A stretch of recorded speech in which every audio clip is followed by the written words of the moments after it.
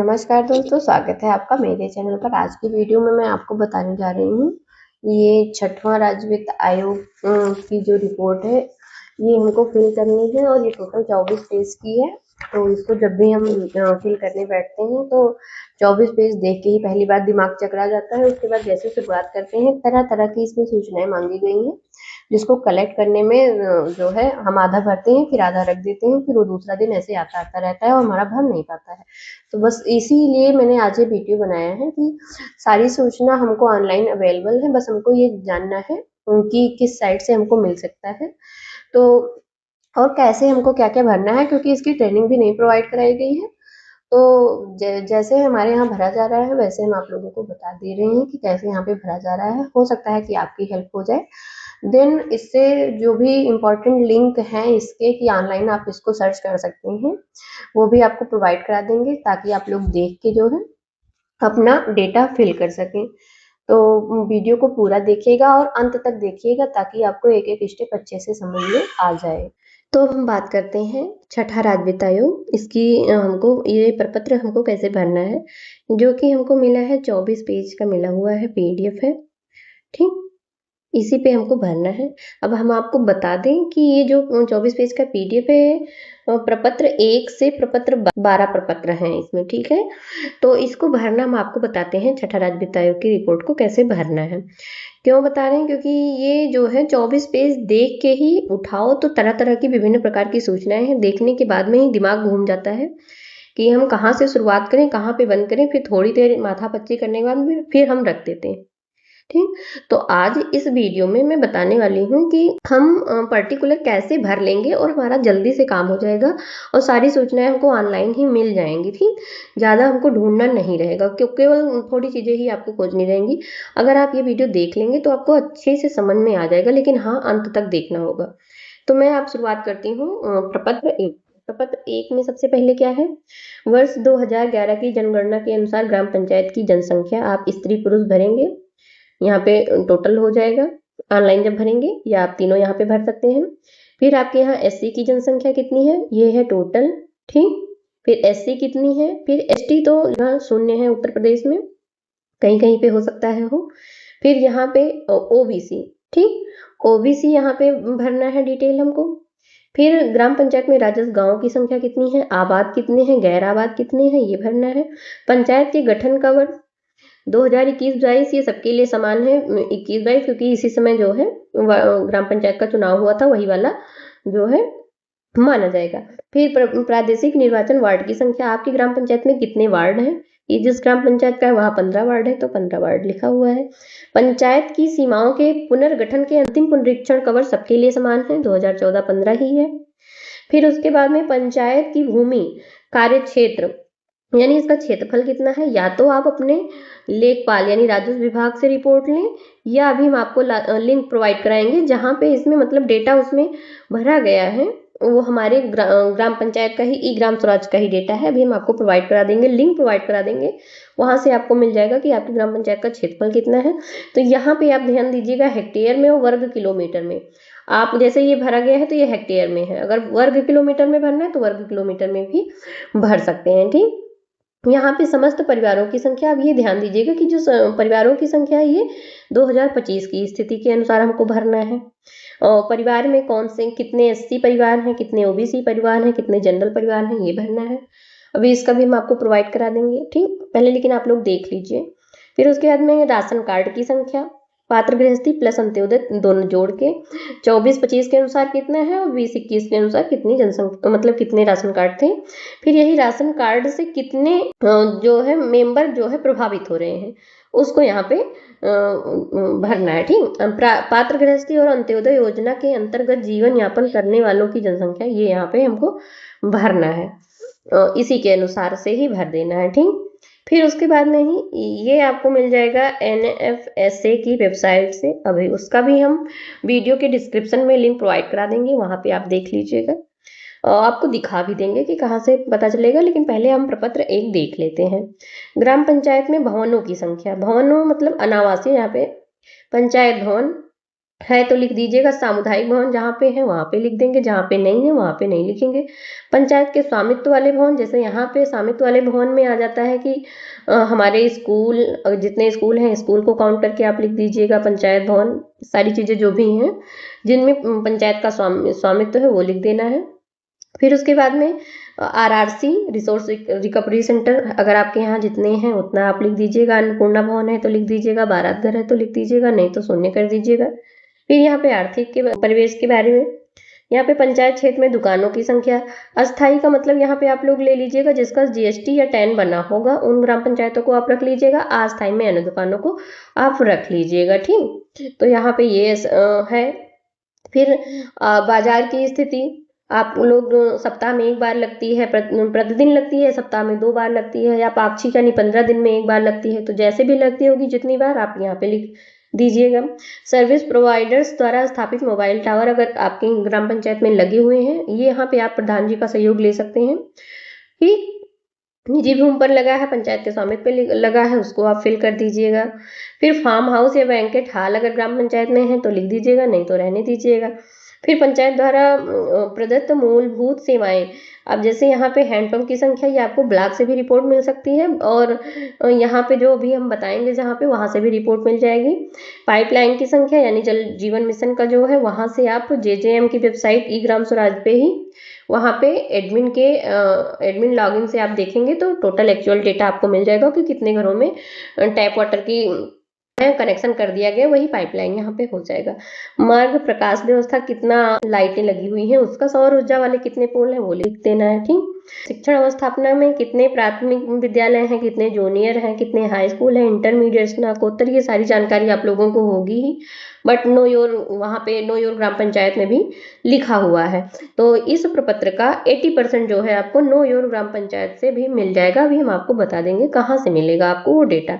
तो पहले ये देख लीजिए कि इसमें मांगा क्या क्या गया है, पूछा क्या क्या गया है।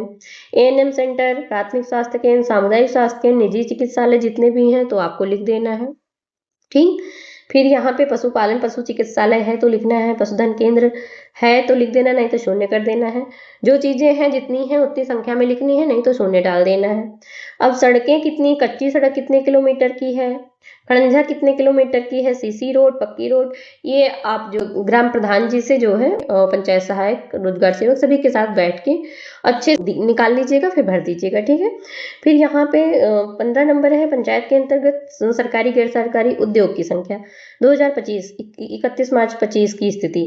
अब यहाँ पे देखिए 1 करोड़ से 10 करोड़ के अंदर, तो जिस ग्राम पंचायत में होगा वो लोग लिख देंगे, नहीं तो फिर शून्य कर देंगे। ठीक, फिर उसके बाद में 1 करोड़, फिर 10 करोड़ से 50 करोड़, मीडियम 50 करोड़ से 250 करोड़, किसी किसी ग्राम पंचायत में ही हो सकता है, वो सभी में नहीं होगा। जहाँ पे होगा वो लोग लिख देंगे। ये शहरी में ज़्यादा ये सारी चीज़ें आएंगी, शहरी निवेश पे। ठीक, जैसे शहरी का भी भरना है इसमें। 16 नंबर है स्वच्छता एवं सफाई, सार्वजनिक शौचालय आपके यहाँ है जितनी है उतना भर दीजिएगा। महिला शौचालय अगर है कॉम्प्लेक्स मतलब महिलाओं का, तो उसको भी आप यहाँ पे भर दीजिएगा। फिर यहाँ पे बात आती है किन किन वर्षों का ऑडिट हुआ है, ये आप जितने वर्षों का हुआ है 20-21 से 24-25 तक भर दीजिएगा, फिल कर दीजिएगा। फिर किन किन वर्षों का परिपालन, यानी कि ऑडिट हो गया है तो यहाँ पे परिपालन भी हो गया है। ठीक, परिपालन आपने कर दिया है।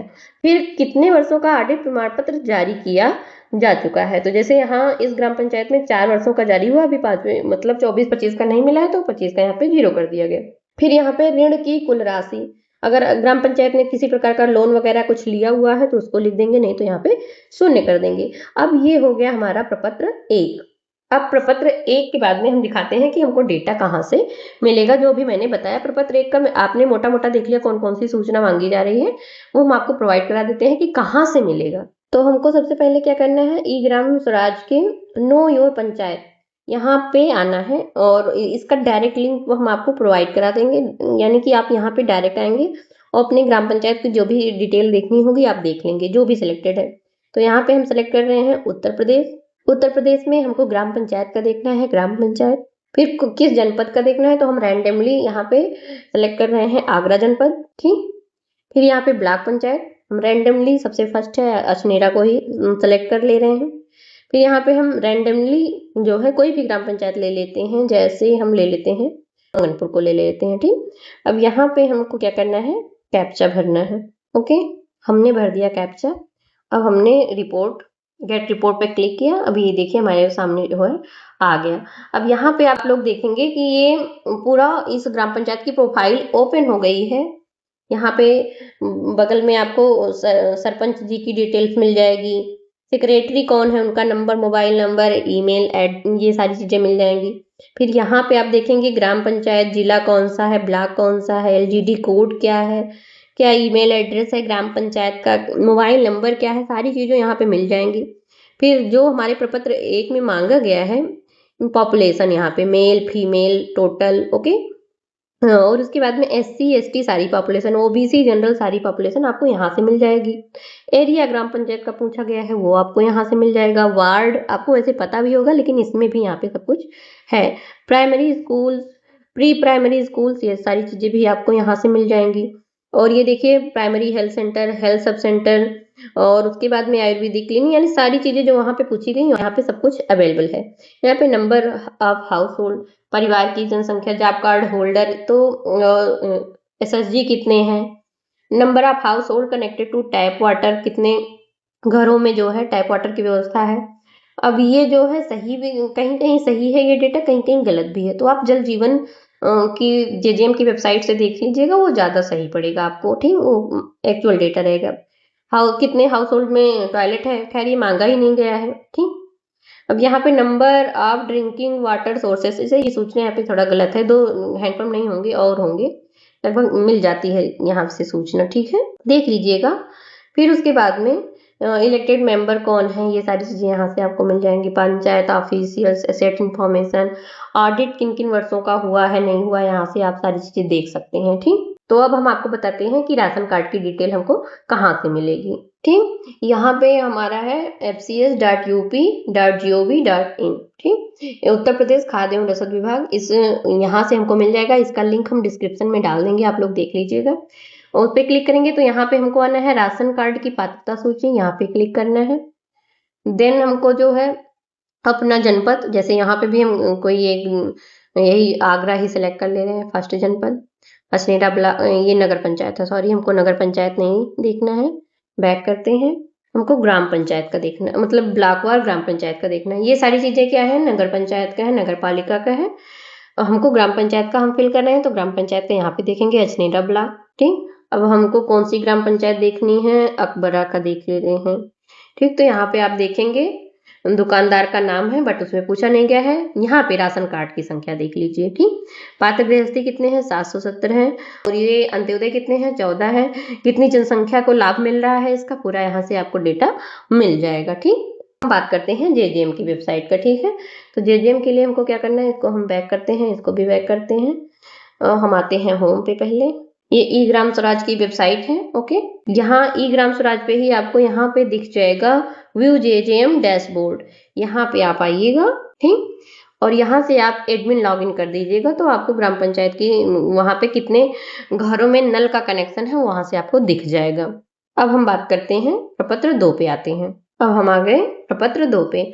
अब देखिए प्रपत्र 2 में ये है, यहाँ पे आप देखेंगे ग्राम पंचायत द्वारा लगाए जा रहे कर शुल्क और फीस की समान सूचना है। जहाँ पे कर और शुल्क लगाए जा रहे हो वहाँ के बारे में है।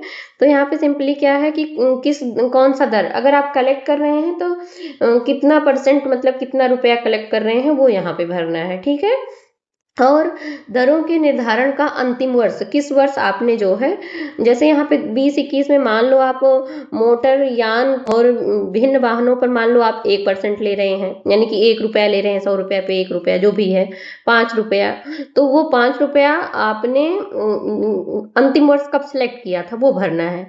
यानी 2020-21 में 5 रुपया चल रहा है और आपने इसको सिलेक्ट किया था 2015 से अभी तक चल रहा है, तो यहाँ पे 2015-16 ऐसे भर देना है। क्योंकि यहाँ पे कोई कर किसी प्रकार का लगाया ही नहीं गया है, तो इसी वजह से यहाँ पे सारी चीजें शून्य हो गई हैं। कोई कर नहीं लग रहा है और अंतिम वर्ष भी नहीं है, तो यहाँ पे शून्य भर दिया गया। अगर यहाँ पे कोई कर होता, ठीक है, इस पे हम मोटर वाहन पे 10 रुपया ले रहे हैं, तो किस वर्ष जो है ये मतलब कि निर्धारण हुआ था 2015 से, 2021 में चल रहा है, तो ये सारा डेटा यहाँ पे भरना है। लेकिन लगभग ग्राम पंचायतों में अभी जो है कर नहीं लिया जा रहा है। जिन भी ग्राम पंचायतों में लिया जा रहा है वो अपना यहाँ पे भर देंगे। यहाँ पे 2021 में कौन सा दर लागू है, यानी कि अभी भी वही लागू है या आपने अलग किया हुआ है, जो भी है 2021 में कौन सा दर लागू है वो भरना है। देन वो कब से अंतिम निर्धारण आपने कब उसका किया था वो भरना है। ठीक, तो प्रपत्र 2 बस इतना ही है। प्रपत्र 3 पर हम आते हैं। तो यहाँ पे ये है विगत ग्राम पंचायत की विगत वर्षों की आय। अच्छा, आप लोग अब ये हम करते हैं 3, 4 और उसके बाद में 10 और 11, ये 4 प्रपत्र भी छोड़ दीजिए, इसको लास्ट में बताएंगे और लास्ट में आप लोग भरिएगा भी, नहीं तो मूड आपका पहले ही खराब हो जाएगा अगर यहाँ पे पहले आप आ जाएंगे। ठीक, तो 3, 4 और 10, 11 छोड़ के और सारा आप पहले भर लीजिए। तो हम आते हैं प्रपत्र 5 पे। ओके, 3, 4 और 10, 11 हम सबसे लास्ट में भरेंगे। और आप क्यों कह रहे हैं, क्योंकि पहले ही आपका मूड खराब हो जाएगा। हाँ, अब आते हैं हम प्रपत्र 5 पे। प्रपत्र 5 में यहाँ पे देखिए, विभिन्न सरकारी योजनाओं में ग्राम पंचायत को प्राप्त धनराशि एवं उपयोग। ठीक, यहाँ पे आप लोग मनरेगा का किस वर्ष कितना रुपया हमारी ग्राम पंचायत में आया और कितना खर्चा हुआ, इसका भी डायरेक्ट लिंक है। हम वही लिंक आपको प्रोवाइड करा देंगे, वहां से आप देख लीजिएगा कि किस वर्ष कितना रुपया आया है और कितना व्यय हुआ है। ठीक, जितना व्यय हुआ है उतना आया ही है, क्योंकि मनरेगा डिमांड पे मिलती है। अगर हमने 5 लाख का काम कराया, 5 लाख डिमांड किया, 5 लाख मिला हमको, तो यहाँ पे जितना आए है वही व्यय भी रहेगा। तो ये पहले हम यहाँ पे कैप्चा फिल करते हैं इनका। ओके, फिर यहाँ पे हमको सेलेक्ट करना है पर्टिकुलर किस ईयर का चाहिए, तो हमको 2021 का चाहिए। यूपी हमारा, हम उत्तर प्रदेश का हम सर्च कर रहे हैं। यहाँ पे आपको कहाँ पे जाना है, R7.1.1, ध्यान दीजिएगा, R7 का 1 ठीक, फाइनेंशियल स्टेटमेंट, इसी पे आपको जाना है। फिर अपना जनपद सेलेक्ट करते जाना है। जैसे हम यहाँ पे सेलेक्ट कर लेते हैं आजमगढ़। आजमगढ़ का पहला ही अहिरौला हम सेलेक्ट कर लेते हैं। और ये यहाँ पे देख सकते हैं किस वर्ष किस ग्राम पंचायत में कितना व्यय हुआ है। तो यहाँ पे जो टोटल वाला है वही, क्योंकि यहाँ पे मटेरियल और स्किल्ड नॉन स्किल्ड नहीं पूछा गया, हमसे टोटल पूछा गया कितना व्यय हुआ है, तो हम यहाँ पे टोटल, तो ये जो है लाख में है, 18.06 लाख। हमको उसमें भरना है अमाउंट में 18,06,000, ऐसे भरेंगे। ठीक है, अहिरौला का 10,47,000, अलुआ का 11,42,000, ऐसे ही मतलब कि आपको फिल कर देना है। यहाँ पे पर्टिकुलर हर वर्ष का जो है आप निकाल लेंगे। जैसे यहाँ पे फिर बैक में आएंगे। ओके,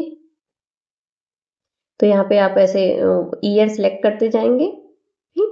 ध्यान दीजिएगा, R7.1.1, ओके, R7.1.1, इसी पे आपको मनरेगा की डिटेल मिल जाएगी। तो आप वहां से मनरेगा का सारा फिल कर लेंगे। यहाँ पे मनरेगा का कहाँ से हमको मिलेगा, R7.1 का 1, ठीक, फाइनेंशियल स्टेटमेंट में हमको पूरा मिल जाएगा कितना रुपया किस वर्ष खर्चा हुआ है। स्वर्ण जयंती ग्राम स्वरोजगार योजना कोई अभी नहीं चल रहा है यहाँ पे, तो शून्य कर दीजिएगा। प्रधानमंत्री आवास, इसके लिए आपको पर्टिकुलर जो है, या तो आपकी ग्राम पंचायत का आवास का लॉगिन हो, और नहीं तो आप ऑपरेटर से, ब्लॉक स्तर पे ऑपरेटर से पता कर लीजिएगा। जितने आवास जिस वर्ष मिले होंगे उनको 1,20,000 से आप मल्टीप्लाई करके फिर वो डेटा यहाँ पे आप भर दीजिएगा। ठीक, ग्रामीण पेयजल योजना पे अभी कुछ नहीं है, इसको शून्य कर दीजिएगा, कहीं से रुपया नहीं आ रहा है, न व्यय हुआ है। फिर उसके बाद में स्वच्छ भारत मिशन ग्रामीण, इन 5 वर्षों में स्वच्छ भारत मिशन यानी कि जो लोगों को 12,000 रुपया धनराशि दिया गया है वो यहाँ पे हमको भरना है। जितना जिस वर्ष में गया है, जिन लोगों को आपने दिया है उनका जो है 12,000 से मल्टीप्लाई करके आप भर दीजिएगा। उतना जितना आया उतना व्यय हो गया। यहाँ पे सारी डिमांडेबल है। मिड डे मील योजना में कुछ भी नहीं है। वृद्धावस्था, निराश्रित महिला, विकलांग पेंशन, इनका डेटा जो कि ग्राम पंचायत में पैसा नहीं आता है, ग्राम पंचायत स्तर से नहीं व्यय होता है, तो यहाँ पे हम डेटा शून्य कर देंगे। अब आप लोग ये 8 नंबर ध्यान दीजिएगा, RGPS से है ना कि RGS से है, इसको ध्यान दीजिएगा।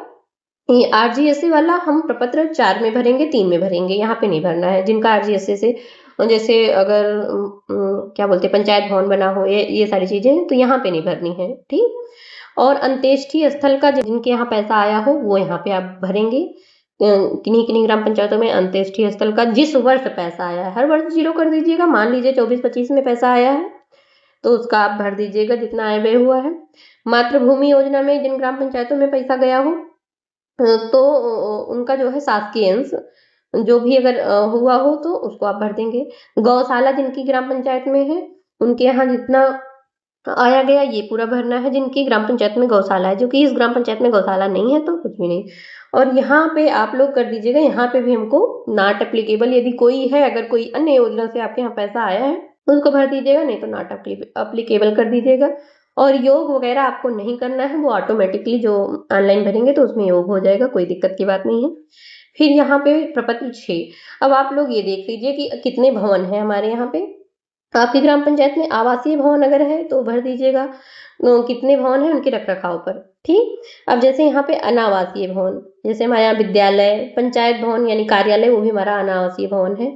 तो सब मिला के 3 भवन है और प्रतिवर्ष 3 भवन ही रहेंगे। मान लो इस वर्ष आपका एक भवन कोई और बन गया तो यहाँ पे आप 4-4 कर दीजिएगा दोनों वर्षों में। ठीक, फिर उसके बाद में भवनों के रख रखाव पर कब कब पैसा आपने खर्चा किया है। और 3 भवन है तो हो सकता है एक पर यहाँ पे खर्चा हुआ, ये यहाँ पे खर्चा हुआ। ठीक, जो भी आपका खर्चा हुआ तो इसके लिए भी आप क्या बताएं हम, 3, 4, 10, 11 इसके बाद में ही इसको भरिएगा। ठीक है, 3, 4, 10, 11 के बाद में भी तो मतलब नहीं है उसको छोड़ दीजिएगा। ठीक, यहाँ पे पंचायत में सड़कों व पुलों की सूचना जो आपने फर्स्ट में दिया है, कितनी टोटल सड़कें कितनी है, कच्चा पक्का सब मिला के। ठीक है, फिर यहाँ पे टोटल वही हमने ऐड कर दिया है जो वहाँ पे कच्ची सड़क, पक्की सड़क, कोलतार सड़क, सारी सड़कों को जोड़ के।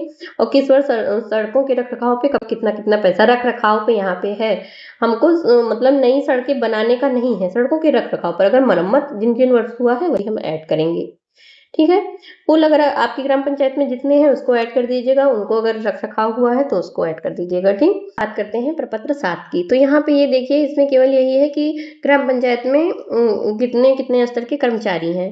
तो श्रेणी 1 व 2 के कर्मचारी शून्य है ग्राम पंचायत में, तृतीय श्रेणी भी शून्य है, चतुर्थ श्रेणी भी शून्य है। जो भी है उनको पैसा ग्राम पंचायत से नहीं मिलता है। जैसे जो अन्य कर्मचारी हैं जिनको हम ग्राम पंचायत से पैसा देते हैं, ग्राम निधि से या अन्य माध्यमों से, उनका ही हम यहाँ पे जिक्र करेंगे।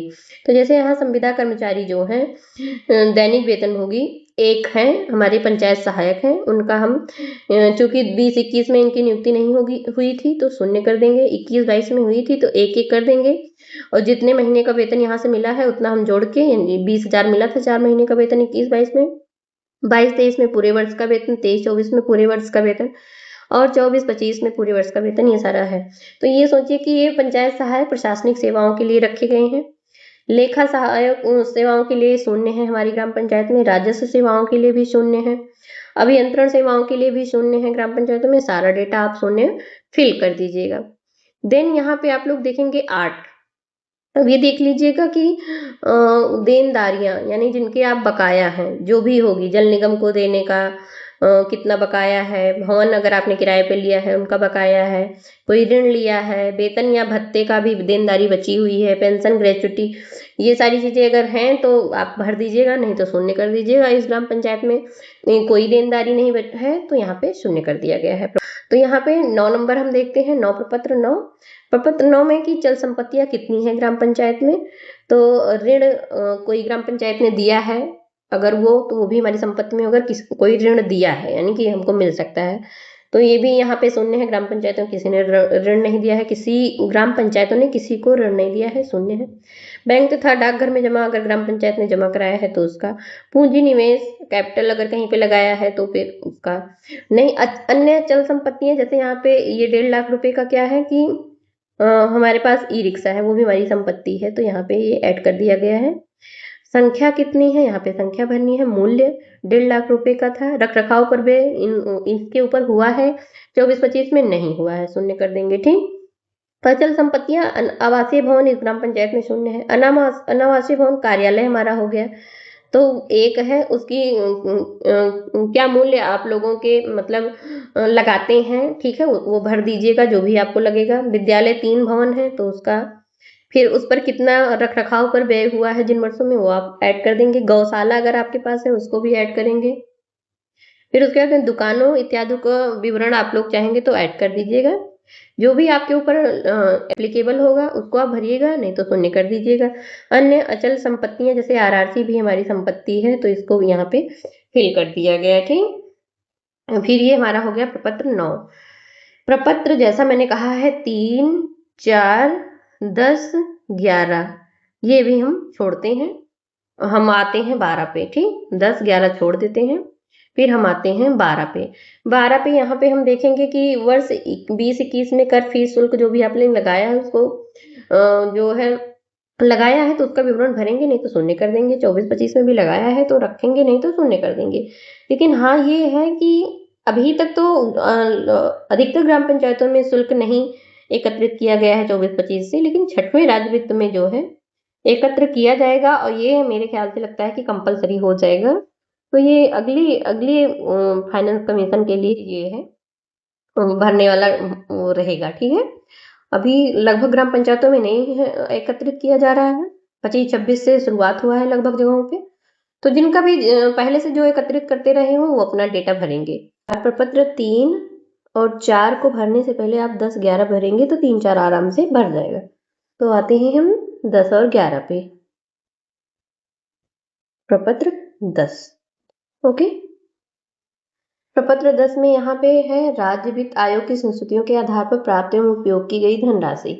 अभी हम आपको इसका लिंक प्रोवाइड करा देते हैं, आप वहां से देख सकते हैं कि आपकी ग्राम पंचायत में किस वर्ष कितना पैसा प्राप्त हुआ है, वर्षवार आप देख सकते हैं। ठीक, इसको जानने के कई वेबसाइट्स हैं। एक तो आप पीआरडी फाइनेंस से भी देख सकते हैं कि आपकी ग्राम पंचायत में किस वर्ष कितना पैसा आया, या आप अपनी ग्राम पंचायत का जो है पूरा स्टेटमेंट 5 वर्ष को निकाल के फिर देन उससे भी देख सकते हैं कि किस वर्ष कितना रुपया आया, कहाँ पे व्यय हुआ। ठीक, और तीसरा है ई ग्राम स्वराज का ही, तो हम आपको बताएंगे ई ग्राम स्वराज की ही वेबसाइट। और मतलब कि ये पीआरडी फाइनेंस पे एक एक वर्ष का निकालने में पर मंथ का निकालेंगे, जोड़ेंगे, बहुत ज़्यादा लेंदी हो जाएगा और देन उसमें जो है मानदेय भी नहीं ऐड होता है। ठीक, तो हम यहाँ पे बताएंगे कि पूरा टोटल आपका बैलेंस दिख जाएगा ई ग्राम स्वराज का। तो उसके लिए हम चलिए चलते हैं ई ग्राम स्वराज पे, कहाँ से हमको कैसे देखना है उसका भी वेबसाइट में आपको अवेलेबल करा देते हैं। तो इसके लिए हमको क्या करना है, ई ग्राम स्वराज में ही फाइनेंशियल प्रोग्रेस रिपोर्ट में ऑल इंडिया रिपोर्ट में हमको जाना है। ठीक है, ऑल इंडिया रिपोर्ट यहाँ पे, देन यहाँ पे देखिए 20-21, 21-22, 23-24 और 24-25 ये 5 वर्ष का आप देख लेंगे। इसके लिए आप लोग क्या कर सकते हैं, एक मनरेगा का और दूसरा ये आप पूरा ब्लॉक वार निकाल लीजिए, क्योंकि फिर जो है ब्लॉक के ऑपरेटर ही करेंगे, तो यहाँ से भी वो डेटा अपना मैच कर लेंगे। तो यहाँ पे हमको जाना है, जैसे 20-21 का देखना है तो 20-21 पे जाएंगे। हमको क्या देखना है, state wise expenditure report and scheme wise expenditure report. ठीक, स्टेट वाइज में क्या दिखेगा कि एक वर्ष में टोटल कितना आया कितना गया। ठीक, स्टेट वाइज में तो इसको हम 3 और 4 में भरने के लिए हमारे काम आएगा स्टेट वाइज। और स्कीम वाइज का जो है पर्टिकुलर पंचम में कितना आया और 15वें में कितना आया, ये सारी चीज़ें यहाँ पे दिख जाएंगी। ठीक, पंचम और 15वें का मतलब वित्त वाइज दिख जाएगा। तो जैसा कि मैंने बताया कि यहाँ पे आप ये वाली जो वेबसाइट है स्टेट वाइज एक्सपेंडिचर, इस पे जब आप जाएंगे तो आपको पूरे वर्ष का डिटेल मिल जाएगा कि किस वर्ष कितना खर्चा हुआ और कितना आया और कितना खर्चा हुआ। फिर स्कीम वाइज यहाँ पे मिल जाएगा कि पंचम, 15वां, चतुर्थ, 14वां इसमें कितना रुपया आया और कितना खर्च हुआ। तो आप पर्टिकुलर लिंक पे जाके और 5 वर्ष का आप यहाँ से देख सकते हैं। उदाहरण के लिए हम आपको यहाँ पे बताते हैं, पहले हम आपको बताते हैं स्टेट वाइज पूरे वर्ष का। ठीक, तो यहाँ पे हमको क्लिक करना है, देन हमको अपना प्रदेश सेलेक्ट करना है। फिर यहाँ पे जैसे मैं आगरा ही सेलेक्ट कर रही हूँ, फिर यहाँ पे अजनेरा ब्लॉक ही, अब कोई यहाँ पे देखिए पूरे ब्लॉक का दिख जाएगा कि एक वर्ष में कितना पैसा आया और कितना खर्चा हुआ। ध्यान ये दीजिएगा रिसिप्ट में यहाँ पे प्रीवियस अमाउंट भी रहता है। तो अगर आपको एक्चुअल रिसिप्ट देखनी है तो किसी भी ग्राम पंचायत में यहाँ पे ऐसे क्लिक करेंगे तो यहाँ पे देखिए 9,16,000 और बाहर हमको क्या शो कर रहा था इस ग्राम पंचायत का, लगभग समथिंग 13 लाख शो कर रहा था। हाँ यही है आंगनपुर का 13 लाख। ठीक, और ये वाली डिटेल यहाँ से सही रहती है। ठीक, ये सही है, बस यहाँ से आप देख सकते हैं कि किस वर्ष कितना आया और कितना व्यय हुआ। ये हो गया कि सारी योजनाएं इसमें मिक्स हैं, पंचम, 15वां, चतुर्थ, 14वां सारा मिक्स है। ठीक, 20-21 सारी वर्षों का। पर्टिकुलर स्कीम वाइज देखना है तो आप यहाँ से देख सकते हैं। यहाँ पे जाके जैसे स्टेट फाइनेंस में हमको देखना है, हम यहाँ पे पहले स्टेट सेलेक्ट करेंगे यहाँ पे। ओके, जिस भी योजना का हमको देखना है, पंचम का देखना है, पंचम का यूपी सेलेक्ट किया था यूपी। फिर उसी तरह ग्राम पंचायत किस वर्ष यहाँ पे ब्लॉक में सारी ग्राम पंचायतों का यहाँ दिख जाएगा कि क्योंकि ये 20-21 है तो 20-21 में क्या था कि 14वें का ज़्यादा पैसा था, पंचम का कम था। भी आप कोई भी ग्राम पंचायत देखेंगे तो बहुत बाद से यहाँ पे देखिए दिसंबर से लगभग पेमेंट चालू हुआ है, तो यहाँ पे पंचम चतुर्थ का ज़्यादा है। और हर वर्ष का भी आपको दिखा देते हैं, एकदम एक्चुअल डेटा है। जैसे हम 22-23 का ले लेते हैं, 22-23 में स्कीम वाइज एक्सपेंडिचर, ओके, यहाँ पे पूरा डेटा एक्चुअल है, 22-23 ही है, वो 20-21 ही सिलेक्ट हो गया, सॉरी, 23-24 स्टेट वाइज, यहाँ पे पूरा डेटा एकदम एक्चुअल है, कोई कहीं पे कोई दिक्कत नहीं है। यहाँ से आप देखेंगे तो यहाँ पे अंदर से ही डिटेल दिखाएगा, ठीक। इस तरह कई वेबसाइट है जहाँ से आपको पता चल जाएगा कि आपकी ग्राम पंचायत में कितना पैसा आया और कितना किन चीज़ों पे व्यय हुआ, यहाँ से आप देख सकते हैं। और आप अपनी फाइल वगैरह भी देख लीजिएगा किस वर्ष कहाँ पे खर्चा हुआ है। देन प्रपत्र 3, 4, 9, 10 और 11, 3, 4, 10 और 11, ठीक, ओपन, ठीक। तो 10 में जैसे वहाँ पे दिखा था कि राज्य वित्त में जितना पैसा आएगा, राज्य वित्त में चतुर्थ और पंचम दोनों ऐड करना है, ठीक, यहाँ से। और अगर आपको डिटेल अगर देखनी हो तो ई ग्राम स्वराज में एडमिन का लॉगिन अगर आप करेंगे तो वहाँ पे रिपोर्ट्स में भी आपको दिख जाएगा और यहाँ पे भी बाहर से भी दिख जाएगा।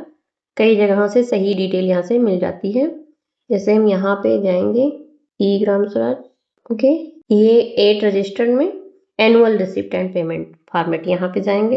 यहाँ पे फाइनल ईयर हम सेलेक्ट करेंगे, जैसे हमको 20-21 से सेलेक्ट करना है, कौन सी ग्राम पंचायत है। तो यहाँ पे एक वर्ष में कहाँ पे व्यय हुआ है, मतलब कहाँ से पैसा आया है, सारा चीज़ें यहाँ से पता चल जाएंगी, ठीक। कैप्चा फिल करेंगे 1, ठीक।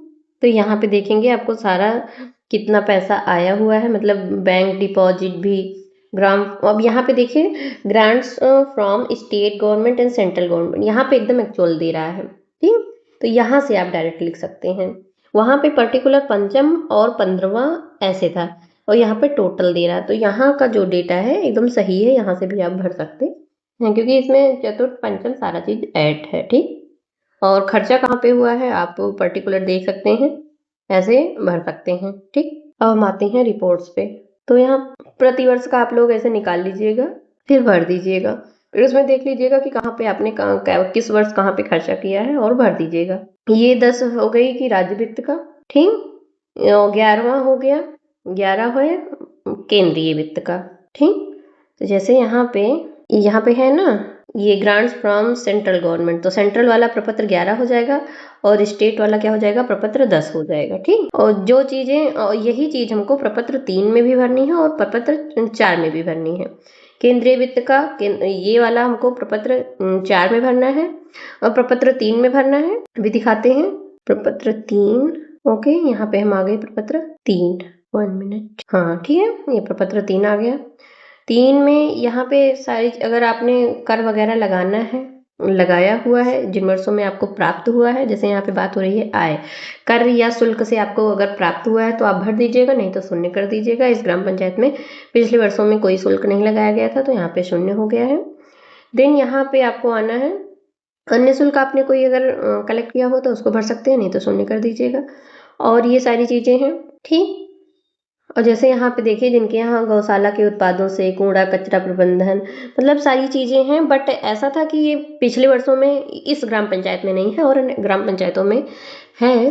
तो जैसे भी आपको जहाँ से भी आपको अगर कुछ भी आय प्राप्त हुई है OSR अकाउंट में, तो उसको आप यहाँ पे फिल करेंगे, ठीक। जैसे ओपन जिम बहुत जगह बना हुआ है, वहाँ से भी बहुत जगह विभिन्न प्रकार के कर लगाए गए हैं। जैसे RO वाटर उपलब्ध हो रहा है, अगर कोई लगा रहा है, बहुत तरीके के हैं जो अगर जिसने लगाया है तो वो अपना कर देगा। यहाँ पे पुस्तकालय से टैक्स जिन ग्राम पंचायतों में 24-25 तक, ये ध्यान देना है 24-25 तक, ठीक। 25-26 से कलेक्ट हो रहा है तो उसको हमको नहीं भरना है, ठीक है। और लगभग ग्राम पंचायतों में 25-26 से ही 90% में हो रहा है, 10% में उसके पहले से हो रहा है, तो जिनके यहाँ टैक्स कलेक्ट किए जा रहे हैं वो अपना भरेंगे, ठीक। तो यहाँ पे हमको देखना है 3 अनुदान, 3 नंबर अनुदान पे ये देखना है कि राज्य सरकार से प्राप्त अनुदान, यहाँ पे राज्य वित्त आयोग को छोड़ आना है, तो यहाँ पे शून्य है। अगर राज्य वित्त यानी कि स्टेट गवर्नमेंट से कोई अन्य फंड हमको प्राप्त हुआ है कोई अन्य कार्य कराने के लिए, तो उसको हम यहाँ पे फिल करेंगे। केंद्र सरकार का केंद्र वित्त आयोग को छोड़कर, यानी कि जैसे अगर RGSA का पैसा आया है या कोई अन्य पैसा आया है तो उसको हम यहाँ पे फिल करेंगे। जिस वर्ष आया है, मान लो RGSA के अंतर्गत हमको पंचायत भवन का निर्माण कराने के लिए पैसा मिला है, किस वर्ष आया है, 2022-23 में आया है, तो यहाँ पे हम भर देंगे जितना रुपया आया है, ठीक, वो हम यहाँ पे डाल देंगे। फिर यहाँ पे आप ध्यान देंगे केंद्रीय वित्त आयोग की संस्तुतियों के अंतर्गत, अब यहाँ पे केंद्र वित्त आयोग का पैसा है, ठीक, वो 14वां 15वां सारा मिक्स है। तो जहाँ जो डिटेल अभी वहाँ पे हमने दिखाया था कि जहाँ से निकलेगी प्रपत्र 10 के लिए और प्रपत्र 11 के लिए, तो प्रपत्र 11 की आय यहाँ पे भरनी है और प्रपत्र 10 की आय हमको यहाँ पे भरनी है राज्य वित्त आयोग की, ठीक। तो हम इसीलिए ये कहते हैं कि प्रपत्र 10-11 पहले भर लेंगे तो 3-4 पहले आपका आराम से भर जाएगा, ठीक। यहाँ पे जैसे जैसे आपको अगर आय प्राप्त हुई है तो भर दीजिएगा, अन्यथा शून्य कर दीजिएगा। देन यहाँ पे अब ये देखिए अधिकारियों वेतन का 4 नंबर, ठीक। अब यहाँ पे कार्यालय में अगर आपने जिस वर्ष जितना निकाला हुआ है उसको डाल दीजिएगा। ऑडिट शुल्क अगर जिस वर्ष जितना निकला है उसको डाल दीजिएगा। वादों मुकदमा पे अगर लगा है तो निकाल दीजिएगा। मानदेय में ध्यान दीजिएगा कि 20-21 में प्रधान मानदेय, ठीक, और प्लस जो है 20-21 में ही लगभग ग्राम पंचायतों में केयर टेकर की भी नियुक्ति हो गई थी, उनका भी 3-4 माह का वेतन है तो वो भी रहेगा। 21-22 में प्रधान जी का भी वेतन था, सदस्य का भी वेतन था और उसके बाद में CSC केयर टेकर का वेतन था, प्लस में हमारे पंचायत सहायक भी PS का भी वेतन था, ठीक। तो PS का वेतन लगभग 3-4 माह का है और सबका वेतन है तो वो भरना है। 22-23 से सारे रेगुलर हैं तो सभी का वेतन बराबर है, ठीक है, सारे लोग कार्यरत हैं। फिर उसके बाद में यात्रा भत्ता, बैठक भत्ता अगर कोई आपने निकाला हुआ है तो फिल कर दीजिएगा, अन्यथा शून्य कर दीजिएगा। अन्य कोई अगर आपने इसके अतिरिक्त खर्चा किया हो तो उसको करिएगा, नहीं तो छोड़ दीजिएगा। ये राजस्व व्यय ये अपने आप ऑटोमेटिक जो है योग हो जाएगा, आप लोगों को करने की आवश्यकता नहीं है। जितना आपने भरा है ऊपर भरिएगा, यहाँ पे कलेक्ट हो जाएगा, कोई दिक्कत नहीं है। अब पूंजीगत व्यय जो हमने वहाँ पे भरा हुआ था उसमें से हमने कहाँ पैसा खर्चा किया है वही इसमें दिखाना है। भवन निर्माण पे, अगर नया भवन मान लो पंचायत भवन आया था तो भवन निर्माण पे यहाँ पे हो गया, आंगनबाड़ी आया था तो भवन निर्माण पे हो जाएगा, नहीं आया है कोई नया निर्माण नहीं हुआ तो शून्य हो जाएगा। सड़क निर्माण पे जितना व्यय हुआ है, पुलिया का निर्माण कराया गया उस पर जितना व्यय हुआ है, नाली इत्यादि का निर्माण किया गया है, बंधा पार्क जो भी आपने निर्माण करवाया है उसको यहाँ पे हम डाल देंगे, ठीक है।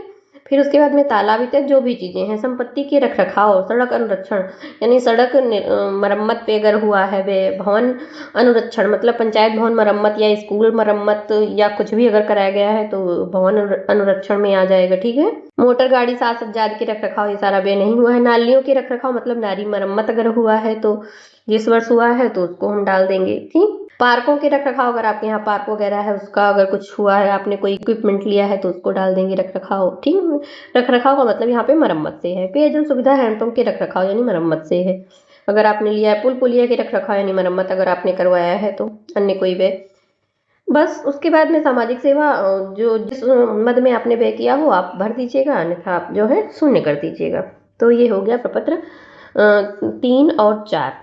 अब ये आप लोग ये ध्यान दीजिएगा, ये नहीं जरूरी है कि यहाँ पे हमने जितना भरा, जैसे कि यहाँ पे इतना रुपया 8,27,000 है, यहाँ पे 14,25,000 है तो इतना ही खर्चा होना चाहिए, कोई दिक्कत नहीं। आप टोटल जोड़िएगा, जितना रुपया आपका खर्चा हुआ है बराबर करने की आवश्यकता नहीं है। जिस मद में आपने जितना पैसा खर्चा किया है उतना आप दिखा दीजिएगा, से शून्य कर दीजिएगा, कोई दिक्कत नहीं है।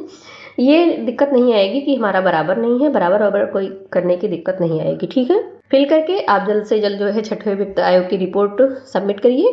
देन ओके, आशा करती हूँ कि आपको सारा समझ में आ गया होगा। कहीं नहीं समझ में आया होगा तो बताइएगा, हम बताने की कोशिश करेंगे जहाँ पे भी कोई दिक्कत आती है। अगर आपको ऑनलाइन करते हुए भी कोई दिक्कत आती है, ऑनलाइन करने में भी, तब भी हमको बताइएगा। अगर आपकी रिपोर्ट मान लीजिए कहीं गलत भर जाती है, जैसे यहाँ पे है एक रिपोर्ट गलत भर गई है, उसको सही करवाना पड़ेगा, तो उसमें आता है कि एडीओ पंचायत के लॉगिन से ही उसके लिए एडिट रिक्वेस्ट भेजी जाती है। जैसे यहाँ पे देखिए एडिट रिक्वेस्ट, इस पे जब क्लिक करेंगे तो जो है उसके ऊपर वाले लॉगिन से एडिट जो है करने के लिए अप्रूवल दिया जाएगा, देन इसमें एडिट हो जाएगा। एक जगह यहाँ इस प्रपत्र में गलती हुई है जिसका भी है, ठीक है, ये यहाँ पे जो ये है यहाँ पे गलती हुई है, प्रशासनिक सेवा में श्रेणी 1 व 2 के कर्मचारी ग्राम पंचायत में है ही नहीं है, तो यहाँ पे शून्य होना चाहिए था। पंचायत सहायक का संविदा कर्मचारी या दैनिक वेतन में रखना चाहिए था, जो कि यहाँ पे हो गया, वो गलती से ही हुआ है, सही कर दिया जाएगा। और अन्य कोई हमारे यहाँ कर्मचारी ग्राम पंचायत में नहीं होते हैं। ठीक है, आशा करती हूँ आपने वीडियो को पूरा देखा होगा और हम जो है आपको समझ में आया होगा। और हम सारी जो भी लिंक के माध्यम से अवेलेबल है, जैसे नो योर ग्राम पंचायत, इसका लिंक हम अपने डिस्क्रिप्शन में डाल देंगे। देन फाइनेंशियल स्टेटमेंट का कहाँ पे ग्राम पंचायत में कितना रुपया आया है, वर्ष बार अगर आप कहेंगे तो हम वर्ष बार जो है उसका डिटेल डाल देंगे, जहाँ पे टोटल धनराशि किस वर्ष कितना आई है, कितना व्यय हुई है। देन 5th का भी अलग डाल देंगे और 15th का भी अलग डाल देंगे। हम नरेगा सॉफ्ट का कहाँ से हमको देखना है उसका भी लिंक प्रोवाइड करा देंगे। R7 पे जाइएगा, उसके 1.1 में जाइएगा, ठीक। नरेगा का हो जाएगा आपका। देन JJM का आप लोग ई ग्राम स्वराज पे उसका भी लिंक अगर आप कहेंगे तो हम प्रोवाइड करा देंगे, डिस्क्रिप्शन में डाल देंगे। और जो भी इम्पोर्टेंट लिंक्स हैं जिससे ये प्रपत्र अच्छे से भरा जा सकता है, कोई दिक्कत नहीं आएगी। और आप लोग मतलब कि ज़्यादातर ऑपरेटर को ही भरना है, ग्राम पंचायत सचिव इसको मैनुअल भरेंगे, देन ऑपरेटर ग्राम पंचायत में उनको जो है इसको ऑनलाइन करना है। तो उनके लिए बेटर ये रहेगा कि सारी सूचना को, जैसे 1 वर्ष में कितना व्यय हुआ है, कितना आय हुआ है, तो वो मैनुअल निकाल लें। मनरेगा का भी 1 पेज में निकाल लें, तो उससे उनको ट्रैक करने में आसानी हो जाएगी, किसी के द्वारा सूचना गलत तो नहीं भरी गई है। देन आवास की सूचना आप अपने ऑपरेटर से ले लीजिएगा, जो आवास के ऑपरेटर होंगे उनसे आप ले लीजिएगा, उसको फिल कर दीजिएगा। और SBM की सूचना आपके पास अगर आपने लिखा हुआ है तो उसमें भर दीजिएगा, नहीं तो उसको भी आप ऑपरेटर से कंफर्म कर लीजिएगा, वो भी आपको मिल जाएगा। और सारी सूचनाएं लगभग आपको इसमें मिल जाएंगी, ठीक। अगर हाँ, पहले आप अगर मैनुअली भरे रहेंगे तब आपकी रिपोर्ट ऑनलाइन 10 मिनट में भर जाएगी, कोई दिक्कत नहीं रहेगी। लेकिन आप पहले जितना मैंने बताया उतना मैनुअल आप भर लीजिएगा, तो आपको ऑनलाइन फिल करने में कोई दिक्कत नहीं आएगी। फिर कार्य योजना बनाने के लिए और सारी चीज़ों की वीडियो मेरे द्वारा डाली जाएगी, आप लोग देख लीजिएगा। चूँकि अभी 6वां वित्त गठन नहीं हुआ है, ठीक है, अभी रिपोर्ट ही मांगी जा रही है, इसीलिए भी कार्य योजना नहीं बन रही है। जब कार्य योजना बनना स्टार्ट होगी तो फिर हम कार्य योजना कैसे बनानी है उसका भी हम पूरा वीडियो वगैरह डाल देंगे, ताकि तब भी आपको दिक्कत नहीं आएगी। अगर आपको लगता है कि मेरा चैनल सब्सक्राइब करना चाहिए तो सब्सक्राइब कर लीजिएगा, लाइक कर लीजिएगा और वीडियो को शेयर भी कर दीजिएगा जिनको शेयर करना चाहिए। मिलते हैं किसी दूसरे वीडियो में, तब तक के लिए बाय बाय। आपको अगर लगता है कि कोई सुझाव अगर देना चाहिए तो सुझाव दे सकते हैं, कोई क्वेरी हो तो आप पूछ सकते हैं। Okay, bye bye.